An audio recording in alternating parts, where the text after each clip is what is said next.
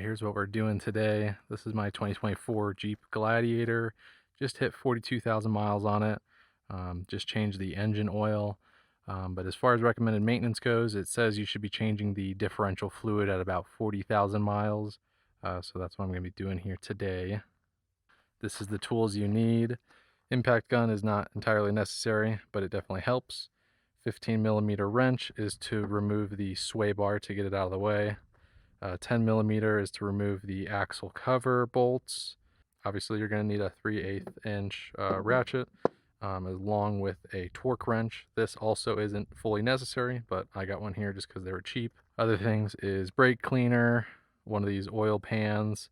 And so what I'm running is going to be the Valvoline 7590. It's got these easy squeeze bags.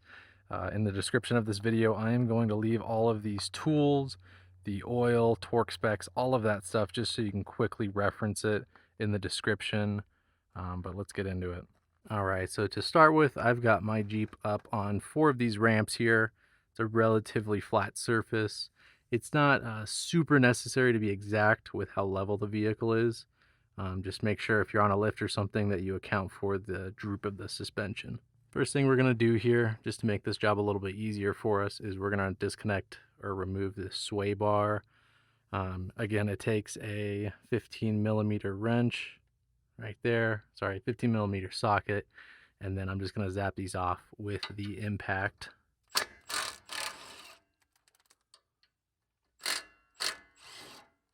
Once you get those 4 sway bar bolts out, you should see your sway bar drop down like this. As you can tell, it makes it a lot easier to access the cover here. One thing to mention, this is a 2024. I believe in 2021 and older, these axles are going to have a drain bolt on the bottom, which makes this a lot easier. After 2021, they started to remove the drain bolt on the axle, so you have to remove the cover. So just depending on which vehicle you have. Most important step here is to crack the fill plug, just because if you can't get that out, then you shouldn't be draining the oil. That we cracked that loose. We're not going to take it fully out yet, but these are going to be the 10 millimeter bolts going all the way around. The gasket on this is reusable. Now there is a shelf life to it, so you want to inspect it and make sure there's no cracks or tears in it. What I'm going to do is I'm going to go around, I'm going to undo all these bottom bolts. I'm going to leave 1 or 2 of these top ones just hanging in there just to keep the cover from falling off. All right, we got most of them out. As you can tell, it's already starting to drain. Fortunately, my oil actually looks pretty clean, so that is good news. But I'm going to go ahead and keep taking these out.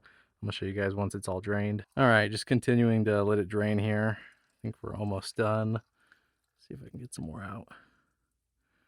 All right, looks like we're just about done here. I'm going to take off this cover, and then we'll clean out the inside. All righty, so we got the cover off.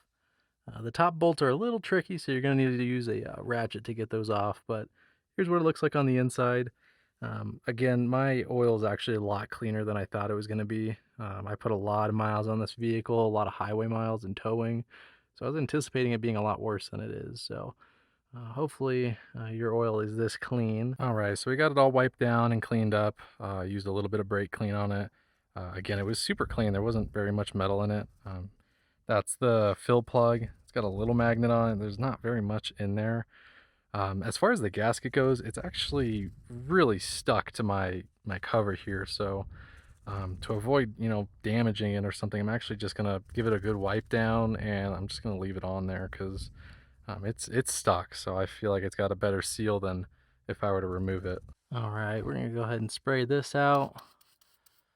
Just try to get any of that excess dirt and filth out of here. All right, so we finished cleaning it out. I got all the bolts in. They're not tight. I just put them in by hand.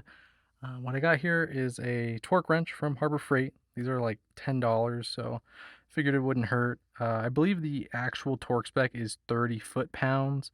I'll double check that and put it in the description, the correct amount, but I think it's 30.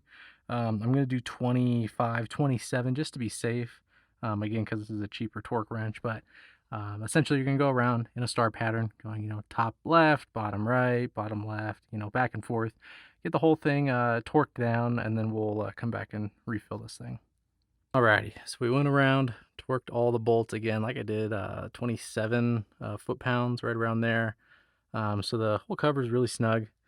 Again, here is the oil I'm putting in, and then pretty much you're just gonna keep filling this until it starts to ooze out. There's a couple of different sources. This should take about a bag and a half, or I think it's 1.6 quarts. Again, I'll put the exact measurements down below.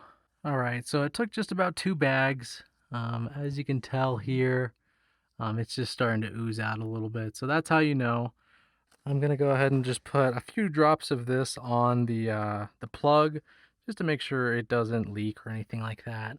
But again, this is how you want it to go. You want to fill it until it starts to dribble out like this. And then now we're gonna go ahead and put the cap in and clean this up. This video was helpful for you. Definitely drop a like, consider subscribing. I will be doing more maintenance and tips on these newer Jeep trucks, so definitely follow along for that.